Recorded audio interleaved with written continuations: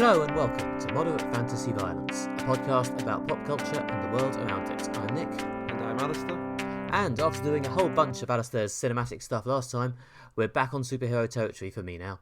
First up, we've got Disney Plus's superhero sitcom Extraordinary, back for a second season. And then we've got the first big superhero comics hit of the year. It's the new volume of Ultimate Spider-Man by podcast favourite writer Jonathan Hickman. But before we get to those two super things, Alistair, what else have you consumed? So I've been watching a big show on Apple Plus, which is Masters of the Air. This is the new World War II drama by Steven Spielberg and Tom Hanks. So this is the third of these epic World War II mini-series that they've done over the last 20-25 years. The first one was Band of Brothers, which focused on American paratroopers during the European campaign in World War II.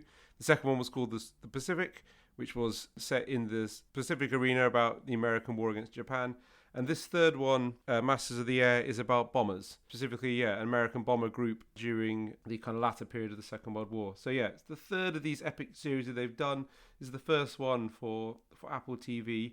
And like the other two, it successfully brings the World War II epic vibe to it. Spielberg obviously does a huge production well, and he's got Apple money behind him, which helps this look it looks phenomenal. And it's a sort of big epic sweeping story across 9 hour-long episodes. It's got a great cast, including Austin Butler and Barry Keoghan. And I'd say this is very entertaining, especially if you like your World War II drama. It's got the sort of classic Band of Brothers setup that you introduce to a lot of characters at first who will be sort of killed off quite sadly in the following military operations. It does also get across, how dangerous it was to be a bomber. They weren't particularly maneuverable, and how your job was pretty much to fly straight into the maelstrom of German air defenses and just kind of keep going in a straight line, hoping you don't get shot down till you're over the target and can drop some bombs, which is pretty nerve-wracking once you're in the cockpit with people, considering they were pretty solidly built planes, so when they went down hard. So it's pretty good. I'll go further. So it's a very good war epic, so definitely one if you like your Spielberg war stories. I knew this was happening. I haven't seen it. Big legacy of expectation now. I know people love Band of Brothers. That's big with the classic war fans and the dads. Definitely. It's your dad's favourite DVD collection that he's got in his shelf somewhere. But it is really, really good. And this is probably not as good as Band of Brothers, but that's sort of damning with faint praise, because Band of Brothers does set a really, really high bar for television, and especially for war stories. I mean, that was back in the kind of first explosion of premium TV or event TV or epic TV, whatever you want to call it. When they had Hollywood-sized budgets to do television, so it looked, spectacular. So I guess partly you'll never recapture that sort of groundbreaking moment, but this is definitely good. In fact, it could be my second favourite of the three. I think I might prefer it to the Pacific. I haven't seen any of them, so my opinions are very much my own personal cultural osmosis, but it always seemed like people felt the Pacific was a slightly disappointing follow-up to Band of Brothers, or at least not risking being as good. I think it's just hard to do a follow-up, especially to a follow-up that's been so successful. The bar was set very, very high. And then people also forget that, I suppose in these epic TV shows, there was also one called Taken, not to be confused with the Liam Neeson films. That was a sci-fi one that Spielberg did, which was similarly epic in scale. Band of Brothers was very much Saving Private Ryan, the series, taking what Spielberg did with Saving Private Ryan and then, spinning it out into a 10-episode season. Taken was that, but applied to Close Encounters of the Third Kind, which it was also a little bit disappointing. But this one's, again, you get that sort of Saving Private Ryan visceralness of the, of the combat, that people being trapped in a burning plane. You really get across how awful and unpleasant it is, how dangerous it was. How thinly protected they were when Messerschmitts would just kind of shoot straight through the planes and bullets would come whizzing through the cockpit. So it's got that kind of horrible visceralness and immediateness of the kind of grimness of war that Saving Private Ryan did so well, and Band of Brothers later. And Blackadder goes forth. And Blackadder goes forth, which it does tug on the heartstrings. Well, that's World War One, to be fair. There's World War One, So, in fact, if they do another of these, I'd like them to do a World War One, because I feel they've done quite a lot of World War Two stories. I suppose it's kind of in...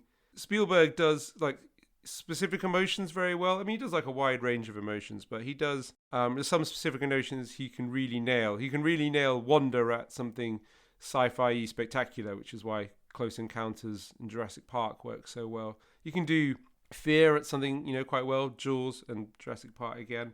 He can really hit that kind of emotional beat of like noble sacrifice really well, which is why he does war stories very well, because you can do the kind of like grimness, horror, oh god, war's so awful, then with like, yes, but it's a noble sacrifice people had to endure. I'm not saying I agree with the political sentiments of that, and lots of people have pointed out, Saving Private Ryan ends with giant shot of the American flag. There's a major plot point in this which also similarly involves an American flag.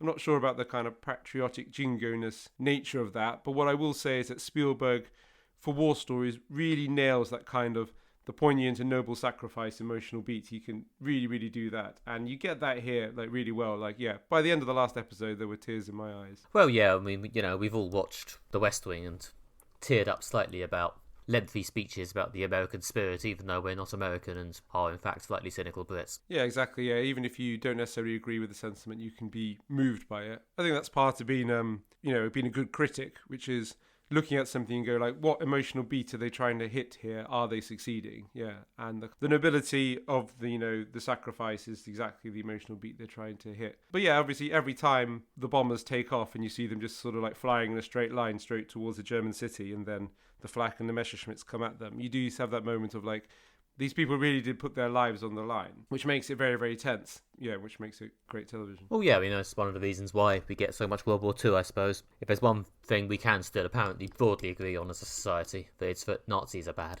And, therefore, World War II is a rare chance to have something that's technically, historically accurate, but is also a fight against a unanimously agreed evil foe.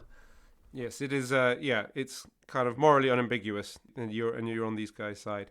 Also, especially which is one thing they point out in the show, American bombing units target, I think, mainly military installations. It was the British bombers that basically did the kind of, let's just lay waste to German cities in like a huge scale. So love it. Even during World War II, Britain still sucks. Yeah. Well, I guess that was what Germany was doing to Britain. It was a horrible, horrible war.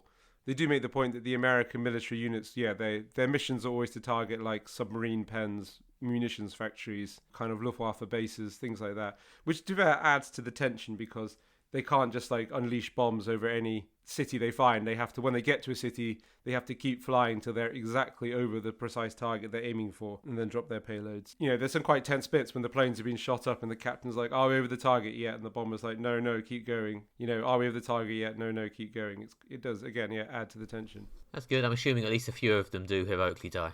Yeah. Obviously, you don't need to tell me which ones. I won't tell you which ones, but I will say what I liked about it is that there are some people played by high-profile and famous actors who get killed off. A la shows like Game of Thrones that, they didn't use the fact that like this person's played by someone very famous means they're safe till the end, or at least to a heroic, poignant death in the final minutes. I won't say who. I was surprised that a character played by a high-profile actor was, killed off in a quite early episode in a plane crash. Well, it's a mini-series, isn't it? There's not going to be a second season, so I guess there's no necessary reason to preserve the characters and cling to them.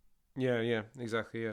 And it does add to the tension when you realise that, like, anyone could die at any point. I only have one criticism of it, one main criticism, which is there's a quite good plot line involving a squadron of African-American fighter bombers that's introduced for some reason in episode 8 of 9 as an additional plot that's then weaved into the main plot in the final episode.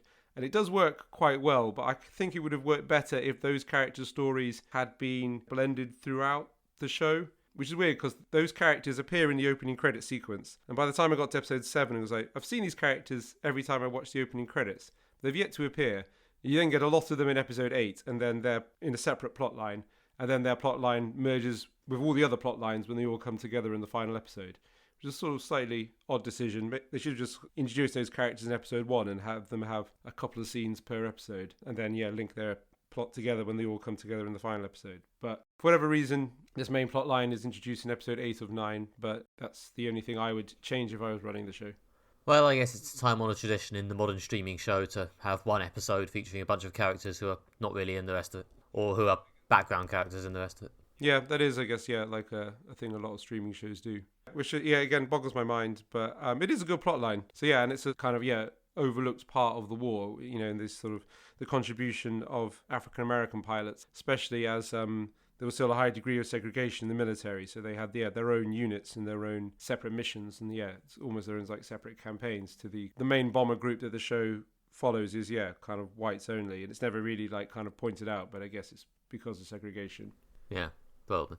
Which is, again, I would say also one of the differences that's not really in Band of Brothers or the Pacific at all. So I guess it shows how things have changed in the last 20, 25 years, that, this overlooked bit of history is now being weaved into these kind of big epic historical stories. But if you're into World War II history, if you like Spielberg, like I say, there's some things he absolutely nails, some emotional tenors. I would recommend this show. It's pretty epic. It's all on Apple Plus. So, I've been diving into World War II history. Nick, what have you been up to since we last spoke? Well, I've been a little bit of a distance from World War II history in that I've been playing a video game in which I play a small blob of snot in some sort of magical person suit fighting his way through a dungeon. This is Dead Cells on, I think it's available on all the consoles. I've been playing it on PlayStation 4. This is I think it's what the hardcore gamers call a roguelike. From my perspective, at least, it's basically a combination between Hades and Hollow Knight, 2 games I think I've mentioned on here before at some point. Yeah, you have. Yeah, it's a bit like Hollow Knight in that it's a sort of 2D platform action game where you jump around platforms, slashing up baddies with your little sword. And it's a bit like Hades in that it has the game mechanic wherein you're doing the same run every time. You die once and you go back to the beginning and you have to try and get as far as you can through this run of 5 or 6 levels. You can like power yourself up and get like bigger weapons and more money and start with more health and stuff based on the things you manage to collect during your runs. But every time you start from the beginning with the same basic sort of starter kit and have to go again. So it's just this sort of, it's the closest you might get to being in Groundhog Day. It's like, go again, go again, go again. Yeah, like being in one of those live, die, repeat films. So there's no save and restore points throughout the whole game? No, you start again from the beginning. As I say, you do save your certain sort of stats buffs. And once you get certain bonuses, you can actually start with like better weapons, but you can't start halfway through. Right. Okay, yes, that makes it difficult, Ups the tension, I suppose, because you don't want to go back to the beginning when you're level 4. Well, yeah, there's a lot of like strategically trying not to die. Like between the major levels, you could recharge your health, but obviously you end up quite desperately stumbling your way through the final stages of a level trying not to get killed. The levels are sort of procedurally generated. They're like slightly randomized, so it's not completely just doing the same thing again and again. It is at least somewhat different each time. You are playing sort of the same levels with the same like theme and backdrop and enemies each time, but in a different layout. So that does stop it becoming, just tedious repetition. And they are quite big and quite sprawling, and there's like different ways you can go and different routes you can take, and there's a whole other game you can stumble into if you go down the right random tunnel. And so it does feel like you're very much in this whole massive world. And it's fun. It's very sort of addictive. Like obviously, because you're having to do like effectively each run on a single life, the game isn't actually that big compared to other like AAA games. You probably can get through the whole game, I think, in about an hour and a bit. Yeah, I think a successful run would probably take you about an hour maximum of the entire game. But obviously, you're not just going to finish it in an hour, because the first time you try and do it, you're tiny and shit and have none of the like buffs and stuff and will probably just die. I say this, I'm sure someone on YouTube has practiced and played it a million times and can in fact do the entire game from beginning to end on the first try without having any of the bonuses. But I am not that guy. Well, gaming YouTubers, they live for the insane challenges like that. So I think that's kind of like comparing yourself to professional athletes. This sounds interesting, but you're a tiny ball of snot? I think we glossed over that part. Well, the conceit is you start as a tiny ball of snot, and then you roll about one screen at the beginning, and then you jump into this pile of clothes, and suddenly you become a humanoid person, and then you're playing a humanoid person. So yeah, it's one of these games, a bit like Dark Souls, and also a bit like Hollow Knight as well, actually, where the plot isn't very front and centre. Like, it's not particularly clear or documented what's going on. You're just this sort of little snotty creature going through this dungeon, fighting other little snotty creatures, and there's just corpses everywhere, and everything seems to have been kind of taken over by monsters. But they don't really explain why or get into like trying to create a relationship with a villain. You could just sort of shove your way through trying to get to the next section. So yeah, you just seem to be a little crappy creature in the dungeon of a castle trying to reach the top of the castle so you can, I assume, kill wherever the main baddie is. I haven't actually reached the final boss yet. I'm still struggling my way through I think I reached the penultimate level the last time I died. So maybe one day I'll Last time reach I the died. final boss. Cool, sounds good, yeah. So this is a recent game? Relatively, I think it came out about 3 or 4 years ago. As ever, obviously I've got a PS4 last year, and I've been sort of randomly picking up games that came out throughout its life. And at the moment, I'm doing Dead Cells, which I think is also a bit like meant to appeal to fans of Dark Souls, which is why the name sounds a bit like Dark Souls, just because it's quite brutal and quite hard and takes place in quite a sad environment. Is it Dead Cells as in prison cells or as in cellular biology? I think it's Dead Cells as in because you're a sort of sliver of snot. It's just sort of Yeah, Dead that's what I Cells as in waste biology. Although I think you do also collect cells to power yourself up. So power cells, yeah, prison cells of this castle, yeah. yeah, It's all- them as well. all spelled the same, aren't they? Yeah. Yeah. Yeah, sounds interesting. Yeah, I think there's definitely been a vogue recently. I haven't been gaming myself quite a bit for a while, but there seems to be this vogue of these kind of like games that are quite challenging to play or like, yeah, incorporate. Because I think there was a phase when like narratives seemed to dominate, especially in the AAA games. In fact, I remember reading in PC Gamer when I used to read an article that's like, is story killing Halo? When they bring out Halo 4 or 5, when they were actually trying to lay a story into the multiplayer, because it's just, they were too obsessed with just weaving an epic story into everything. And this thing swung back the other way with these games like the ones you mentioned, like Hollow Knight, that emphasis on the challenge of playing as opposed to and put the sort of story on a secondary level. Yeah, I think so. I mean, Hades has a similar sort of one death dynamic. Hades, again, is doing the same levels again and again and again and just starting again every time you die. That's a sort of isometric 3D perspective rather than 2D platforming, but yeah. And that, again, I think is very much focusing on the sort of, the challenge of going on a run and trying to do it again and again with different weapons. But there's a bit more story in Hades. Hades had a bit more of a balance of that. There's like characters you can meet and talk to on the way. And when you die, you go back to this sort of hub world where you can talk to different characters about how much you've suffered since you last saw them. Grim Yeah. stuff.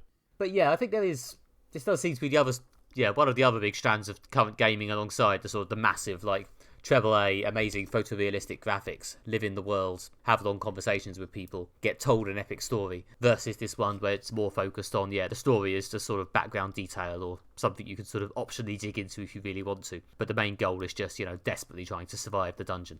Yeah. And it's, quite a challenging thing to do, I guess, because you keep dying and then coming back. But I suppose you get better each time. Yeah, it is quite satisfying. I mean, crucially for this sort of game, I guess, for this sort of mechanic, the combat is really fun. Like, there is something quite satisfying about successfully bashing up and murdering these little creatures. I mean, the thing is, I guess also part of the sort of the post-Dark Souls being difficult oeuvre. You can just die. Like, it is, if you let your concentration lapse, it is annoyingly possible, even after you've got a fair amount of power-ups, to be brutally murdered by some little snot in like the third part of level 1. They do take quite big wedges of hit points off you, and if you accidentally let yourself get cornered by like 5 or 6 of them, things can go quite badly for you. Yeah, which I suppose is also realistic in this. Well, to the extent that like sort of fancy thing about sort of balls of snot can be realistic, but you're not powerful enough that you can just like charge into a room and like slay 15 enemies. If you get cornered and surrounded, you're done for. Yeah, which is it's fine. It does encourage you to do like other dynamics. Like you can get things like freeze blasts to freeze the enemies in their place, or grenades or traps and stuff like that. It does encourage you to develop a style other than run straight up to each enemy and slash at them till they're dead, which I've quickly discovered can only take you so far. Yeah. Oh, interesting. Yeah, so it sounds like a good game. Again, something that appeals to people who of our generation who remember some of those very challenging sort of like Sega Mega Drive and N64 games we had, which also seem to be, some of them either didn't have save points or they were very far apart, making them challenging. Or they just hadn't invented save games yet. Yeah, because they didn't have like kind of a memory system in the console to record your save onto. It is, I think, in some ways, one of the closest you can get to like the Sega Mega Drive experience, nowadays. This sort of sense of starting again and again and again, rather than just having your progress saved every time in a sort of bulletproof way. Yeah, because certainly in Sonic, I seem to remember, guys, it's been so long, there were lives, so, and if you died, you went back to a checkpoint or whatever, but if you lost all your lives or turned the console off, then you were, you would go back to the beginning, regardless of how many of the stages you completed. Yeah, in Sonic 1 and 2, that was the case. In Sonic 3, they had actually invented some form of on-cartridge saving by then. There was, I think, some sort of memory in the cartridge, which meant that if you could start again from the beginning of the zone, the level that you'd reached. You weren't always thrown back to the beginning. Yeah, I remember that being sort of quite frustrating with this first Sonic, and playing it for like hours and hours and hours, and then like when you lose your last life, you're like, oh crap, I've got to like stage 8 or something like that, or however many there were. Yeah, dying on the final boss on Sonic or Sonic 2 was quite the well, I've wasted the last 2 hours then, never mind. yeah. So yeah, they managed to resurrect that feeling for nostalgic millennials. Yeah, it does give you back that slight feeling of, okay, great, I got to the final boss and died. Not that I've got to the final boss of Dead Cells yet, as I say. Now I have to go through the whole thing again. I don't know, we'll see. I'm interested to see if I'll make it to the end of Dead Cells. I did eventually make it to the end of Hades. I did actually get to the end of the final boss of Hades, who is Hades himself, and bash him up. So maybe I'll make this as well. We'll see. Yeah, we'll follow you on Twitter to see. We'll see what goes first, my patience or the game. Next up this episode, we will be discussing the second season of Extraordinary, a comedy about being a young person in London where everyone has superpowers apart from the protagonist, who's called Jen. The first season ended with Jen signing up to a course to reveal her superpower, her flatmates, Carrie and Cash, breaking up, and her boyfriend, Jizzlord, yep, they're sticking with that name, discovering that he had a wife and a son. The second season picks up where the first left off, but also has new boyfriends, an evil influencer, and a superhero musical. We've seen the complete second season of this show on Disney+. Nick, what do you think of it? I think this is still good silly fun. It's a good sort of group of friends, silly hangout comedy in a way that seems to have got a bit out of style, but I'm glad they're giving it a go, and there's the sort of superpowers angle makes it, fun and silly enough to give it a fresh angle. And yeah, plus ultimately I think the characters do work. There's enough personality there to give you a sort of a fringe of attachment to them, even when they're sometimes being awful. I thought this was a lot of fun. I think the first season was maybe a bit more fun, and the second season, as some shows often do, they've got a bit more into taking the characters seriously and actually, digging into the characterization and trying to get under their skin a bit, which maybe makes it a bit less wacky, but does, I think especially by the end of the season, does actually work. You do find yourself getting weirdly emotional about the horrible things that are happening to them as they try desperately to sort out their lives. So yeah, it's fun. It's kind of a low-stakes relationship comedy a lot of the time, but it's a good time. Some of the more sort of big, silly, gross-out stuff, for a show that brought you the name Jizzlord, remains entertaining. Yeah. No, I'm just laughing at that because it is a great recurring joke that the cat that turned into a person, they still haven't got a better name for the cat or the person than Jizzlord. Which is, it's a great joke. I mean, it's a funny show. There's a lot of really great scenes. I think the humor really kind of comes from the characters, which I like a lot. They're kind of, I guess the way they interact with each other. It feels that like their flaws, their ambitions is what kind of like drives the comedy forward as well as the plot. There's a quite funny episode where one character who can speak to the dead is feeling a bit shy and reticent and wants to kind of glow up, I suppose, as they say on the internet. Summons the spirit of a starlet from like the 20s who's just kind of a bit insane and possesses her, and it just kind of, I don't know, it just seems to like flow naturally from the character, but at the same time being quite funny. Well, yeah, but a lot of the time there's the classic comedy plotline, which I think is kind of similar to what I think Dan Harmon's story circle, which I think he described as one of the ways he workshopped episodes of Community, where a character starts in a position of comfort, decides they want to change their life in some way, makes that effort, it somehow goes wrong or backfires, or they go too far and realise they've made a mistake, and they return to their position of comfort having somewhat changed or evolved in a way that feels satisfying that the episode was actually mattered, but still doesn't, change the sitcom setup. Yeah, I think that's fairly sort of standard setup for a lot of sitcoms, especially those kind of like in more traditional sitcoms when it's like, the dynamic doesn't change like at all. It always like resets to the default. Yeah, there's always like a growing experience, but in some ways it makes the show feel more like a slightly more old-fashioned show from the 90s or even before that because, it's not so much emphasis on arc plot. Although each episode does move the arc plot along, there's always some revelation about some character's relationship or, the people they're interacting with, such as, the big plots we alluded to. There's the one about, Jizzlord discovers that he has a wife and a son that he forgot about whilst being a cat, which is quite, emotional. Or there's just the kind of very silly plot line of Cash writing a musical about himself that he's going to write and star in and perform in and all the rest of it, which is, that's just quite funny. But I suppose you get a little bit each episode moving that forwards, as well as the kind of sitcom sort of try-fail cycle for each episode. And then, it builds like the final episode is like the musical being performed. So, it kind of has an arc plot in that sense. Well, yeah, but it's just a traditional I don't know, big end of series production or set piece, I guess, where they try and achieve something massive, even if it's something that's fundamentally quite stupid and quite low stakes compared to the rest of the show. Like, I don't think the big thing you're thinking whilst watching the last episode of this show is, I hope Cash's musical goes okay. It's mostly, it is sort of the backdrop to, at that point, mostly Jen's plotline coming to a head.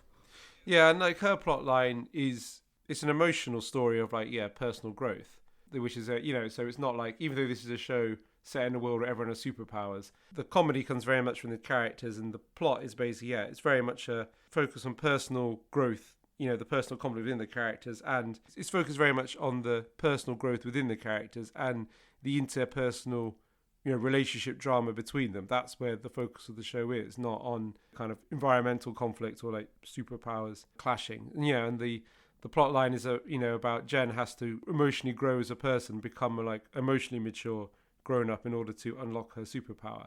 And in the final episode, I'm dancing around spoilers because I don't see the point in spoiling it, when she has to confront various like childhood issues you have, is really quite moving and quite sad. So they managed to succeed in kind of locating it very much in these kind of lovable characters and their personal struggles. Yeah, and Maivie Tyers as Jen does a very good job of playing this character who is in some ways kind of awful, but also lovable, and I don't know, and in a way that you can sort of see where she's coming from.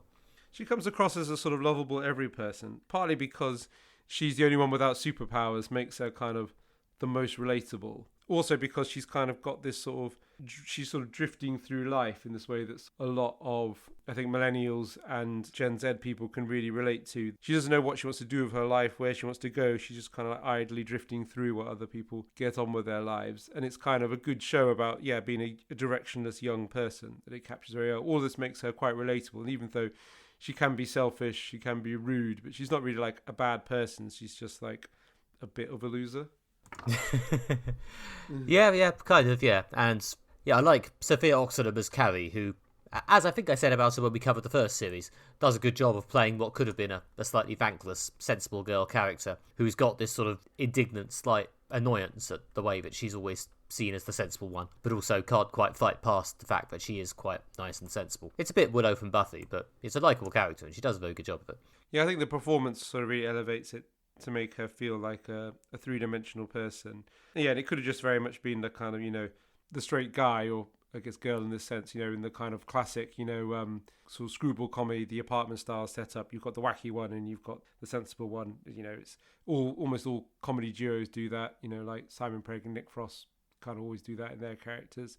But yeah, I think she makes, especially in this season, because the characters, because she's now single and she's trying to strike out on her own, find a new boyfriend, things like that.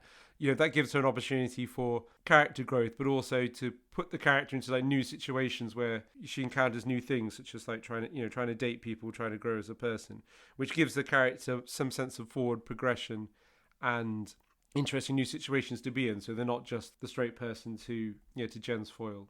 Yeah, plus the gimmick with their superpowers where they can channel the spirits of the dead does give the actor some fun things to do. Yeah, it really shows like her range, because obviously you see her playing, I guess, as someone who's sort of well-behaved and a bit meek and nice, but then obviously when she's playing one of the spirits progressing her, shows her, the range, because she can do like a big loud performance playing this like starlet or something like that. Yeah, this kind of diva starlet from the 20s.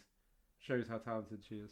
Yeah, no, so yeah, it's a good cast. The guy playing Jizzlord, he's got a very sort of good sort of gawky physical performance going on. Good sort of, I think I read somewhere that he's done circus skills in his life. And he does have a good sort of physical clowning thing going on. He's got a very good expressive face.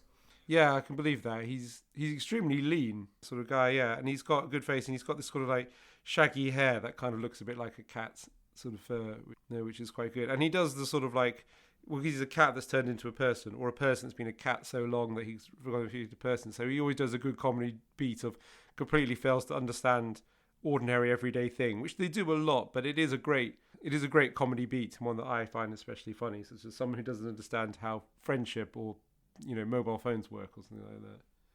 Yeah, again, it's very sort of big, broad comedy beats, which could make the character look very silly, but this show is very good at sort of pulling off somehow this split between very, very big silly comedy and also somewhat serious character emotions. It's impressive how it all hangs together.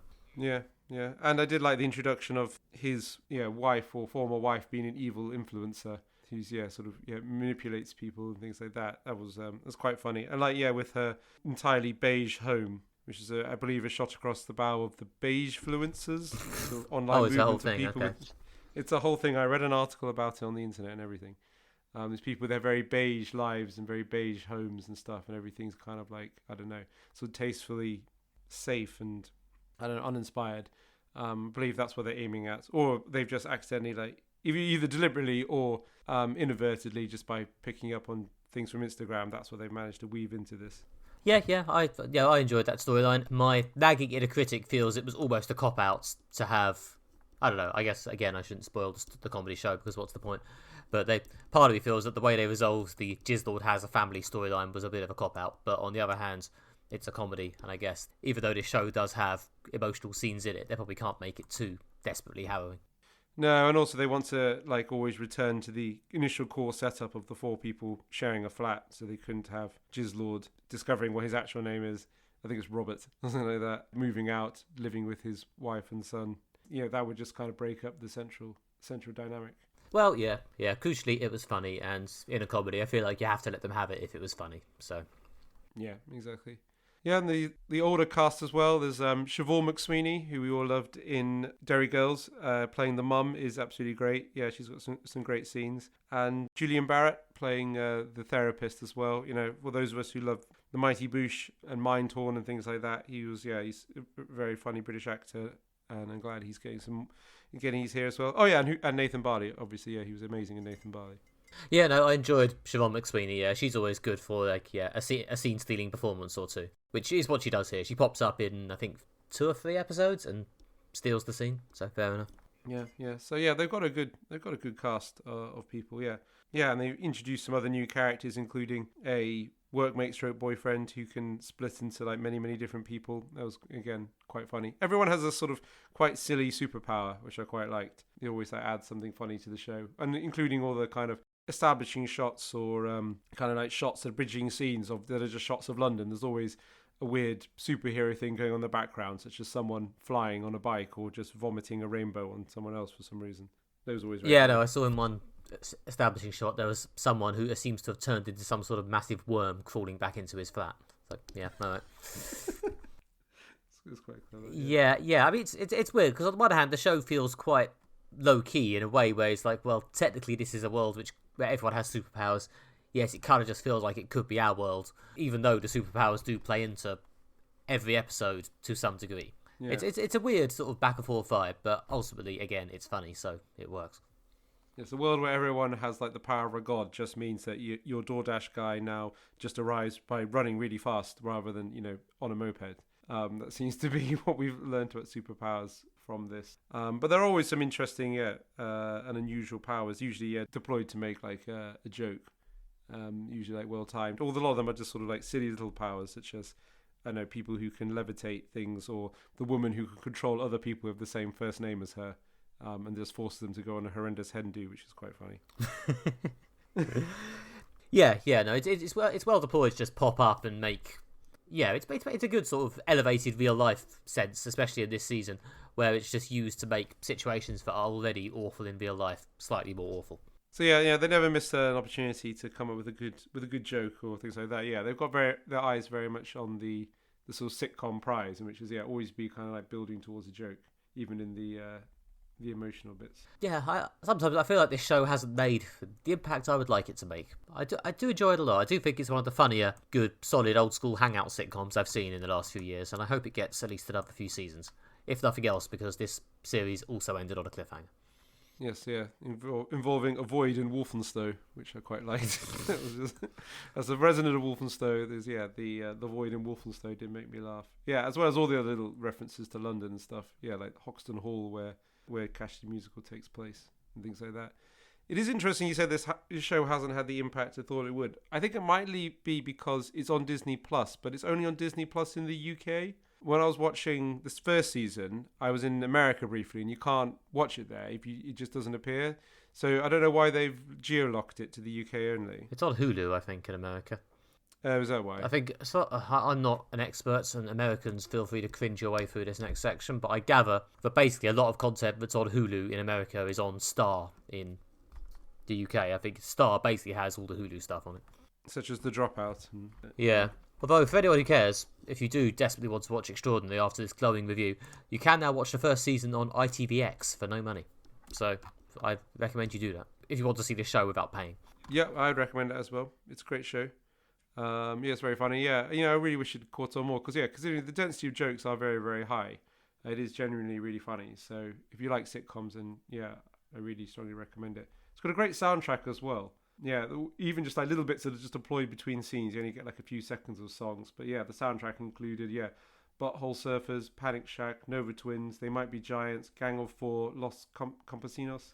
Yeah, I spotted Los Campesinos. There was Illuminati Hotties in there as well. Speaking of bands we've seen live in the last year or two. Yeah. So pretty good. Yeah, pretty good soundtrack overall, I must say. Yeah, which is quite nice. Quite a lot of punk bands, which I guess gives it an energy just to have a little like blast of like a punk riff linking the end of one scene into the next. Yeah, no, I enjoyed the not quite sort of 2000s pop riff, but yeah, a good sort of taste in loud pop punk.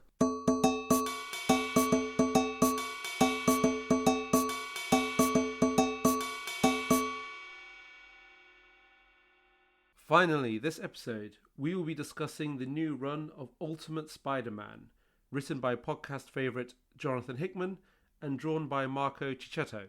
This series is set in an alternative present day when Peter Parker is a grown adult and married to MJ with 2 children of their own. His Uncle Ben is starting a new news organisation with J. Jonah Jameson, and Peter is feeling lost in life. He receives a message from a dead Tony Stark who tells Peter that he should have been a superhero and now has to embrace the destiny he didn't get.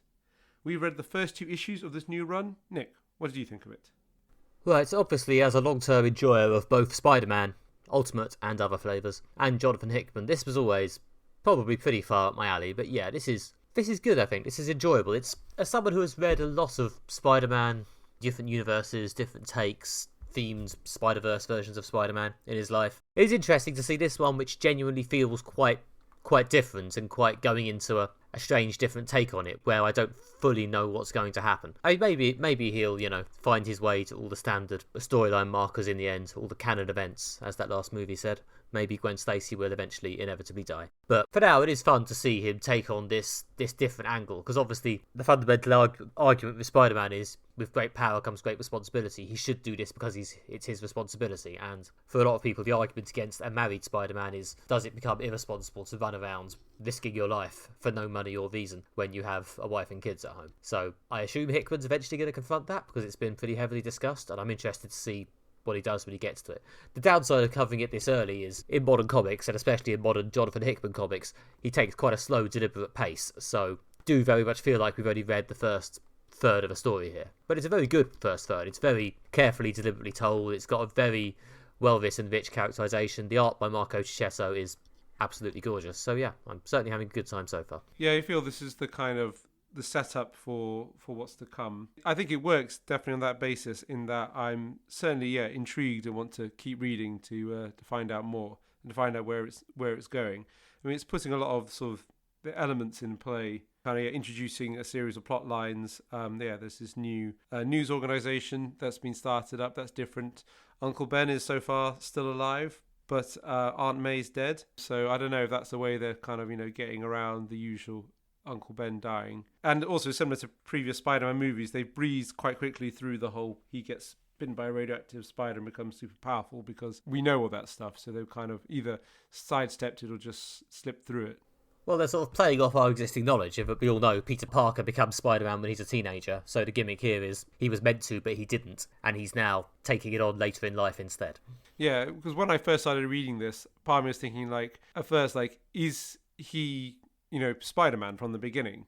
I was thinking, like, are they just not showing it to us? Because it starts with a family setup and like a workplace setup, and it's like, is the idea that he's been Spider-Man for 20 years and this is the dynamic? And then you discover, towards the end of the first issue, that he's not Spider-Man and he has no powers. And then it sets up, how he gets them. Which then realize, so that's the take they've got that's different this time. Especially as, the initial, you get right from the beginning, the clear take that this is not teenage Peter Parker. This is like, married, middle-aged Peter Parker. Yeah, and it's interesting that they have actually shifted the tone of the series a bit to accommodate that. Like, this doesn't just feel like a YA comic starring an allegedly adult character. I feel like an effort has been made to transplant Spider-Man into something more resembling an adult form of drama, without entirely removing the fun from it. There is a bit more talk, a bit more feeling of weight and responsibility on the character. Yeah, and also he's got that midlife malaise. We talked in Extraordinary about that young malaise. You don't know what direction your life's going in, but he's also got that sense, that people have in middle age, which is, well, my life was going somewhere. I've got married, I've got children, I've got a job, I've got all those things I should have. But there's that lack, that feeling of emptiness. Like, is this the life I wanted to? Which obviously, when literally gets the message, no, something's went wrong. You weren't supposed to have this life. You were supposed to have this extraordinary life. That's something that people can relate to. This sort of wish fulfillment thing. But also, it taps into like, how a lot of people feel, that maybe they feel, they were supposed to have this extraordinary life. Well, yeah, and this being Spider-Man, I imagine it'll quickly turn out to be as much a curse as a blessing soon enough. But yeah, I mean, it is fun at first, at least in the second issue, seeing him beginning to attempt to get to grips with all this. Yeah, it was the second one's more sort of superhero stuff. And it's got some of the Spider-Man humour, I felt, in the second issue. There's, some of the quipping. There's recurring jokes. There's one when he gets thrown in a dumpster twice within a few pages, which was quite funny. So yeah, a bit of the I feel signature Spider-Man humour creeping in the second one. Yeah, it'll be interesting to see if they go for the traditional Spider-Man sadness. Like, is he at some point going to be accidentally responsible for someone's death, as often seems to happen to him? Yeah, well, they seem to have demonstrated a willingness to do something different.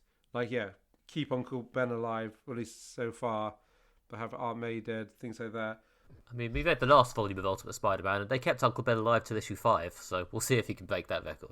Yeah, that's a good point. Yeah, are they just going to kill Uncle Ben again? I feel sorry for the guy; he keeps dying. But well, yeah. I mean, Aunt May is dead, but Aunt May didn't die in a way that Peter felt responsible for. No, we'll have to see. I mean, Hickman's a smart guy. Hickman, I think, is obviously aware of all these expectations and all these questions that people like me and the millions of other people who are overly familiar with Spider-Man will be asking upon reading this. Which of our expectations are you going to play into? Which ones are you going to subvert? Yeah, exactly. And, how are you going to make this fresh and interesting? So, which is obviously something we're all keen on. But that, I guess, adds to the dynamic. There's a sort of, I don't know, metafictional elements going on here, whereas, like, you've got these expectations.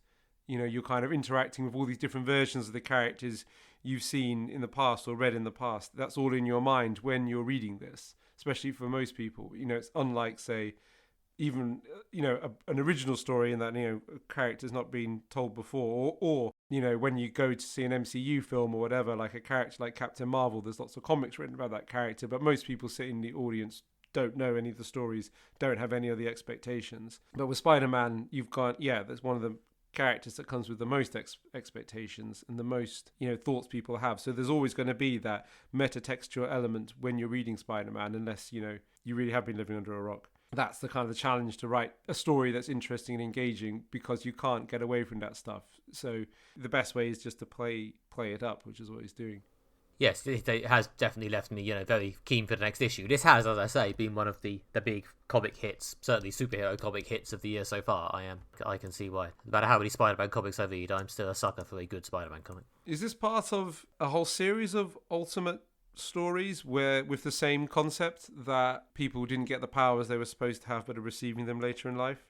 I think so. I mean, as you may have seen advertised at the end of issue 2, there's Ultimate X-Men and Ultimate Black Panther comics coming out currently. And I don't know exactly what they involve. I have not read them, but I gather it's a similar gimmick, yeah. Interesting, yeah. So there's this is part of like a wider story. And obviously there are nods to other characters in this story as well, depending on how much you know about the wider MCU. Matt Murdock, aka Daredevil, makes an appearance in one scene, but in this he's become a priest rather than a lawyer and a vigilante.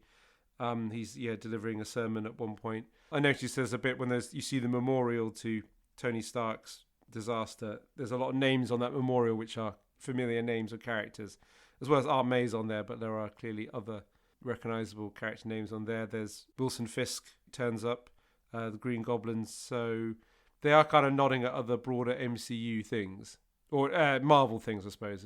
MCU shouldn't be a shorthand for Marvel. But I mean, some of those are clearly coming pretty soon. Like, I think the Green Goblin Kingpin stuff seems to be what they're doing in the first few issues. Yeah. The cover of issue 3 appears to be Spider-Man fighting the Kingpin anyway. We'll see how that goes. I will probably be reading that. Yeah. I don't know if the Matt Murdock bit is just there to broaden the world out a bit, or that will be picked up at some point as well, or if other characters will be brought in. Obviously, Tony Stark also mentioned. Yeah, I mean, the closest I have to I don't really have any strong criticisms of these two issues. I think they're very well executed. I think part of me does find the bit where Tony Stark says, "In 6 months I will re-emerge," a bit threatening. It's like, okay, so we've got 6 issues before this becomes a crossover. Part of me would just quite like to see Hickman get to slowly explore this vision of Spider-Man without it becoming part of an Avengers crossover, but I guess we'll have to wait and see. I mean, that might be something they move through quickly. And I guess it depends, because obviously there's a time jump between the first and the second issue, which is good for the reader, because we don't, when he gets his powers at the end of the first issue, we don't need a long sort of like training bit in between as he kind of slowly works out what the powers are. Again, yeah, we get the deal with Spider-Man. Jump forward a month to when he's like reasonably familiar with the powers. But that doesn't mean there'll be a jump between every issue. There might, he could slow it down. It could take 12, 15 issues to get through the 6-month period. Yeah, no, I don't know if he's going to keep up with the vaguely real-time monthly thing or not. We'll have to wait and see. I mean, it's an interesting premise if he does. It does, I guess, take away the possibility of doing like really direct cliffhangers. But again, I'm sure Hickman can find a way around that. You'll provide structure. Yeah, I mean, the thing people obviously often say about Hickman stuff is he's very good at sort of big, broad concept stuff and complex plotting, and not always as good as like characterization. And it is, I think, a move from him here, in that this does feel very much like a character-orientated comic. Like, there's not, I guess there is sort of a big sci-fi concept there's this sort of metafictional idea of Spider-Man happening later, but I think the focus is very much on the character of Peter and some of the people around him, rather than on the massive sci-fi concepts with Peter just as a sort of vaguely sketched onlooker. Yeah, he's front and center as a character. He appears in kind of pretty much like the first frame of each issue. Yeah. And the art by Marco Cicchetto is lovely. Like, it's very gorgeous, it's realistic and detailed, but without looking stiff in the way that you can sometimes get with very sort of realistic artwork. And there's a lot of subtle expression and internal life stuff, which is, again, because Hickman has listed this as at times quite a talky adult drama. Actually having some nuance of expression and like ambiguity in faces and a bit of subtlety in how they relate to each other is very important. And yeah, it's beautiful work. Yeah, no, it does look great. It's beautiful to look at. So yeah, it's a good combination of two good creators working together on this. I thought the family are just like really well drawn. You kind of just get the dynamic really well. The children kind of have this sort of childlikeness about them, which conveys a sense of kind of being like sort of young and carefree. Really kind of gets that across well. Their home looks very homely and nice and things like that. Yeah, it's just a kind of a really well-realised world.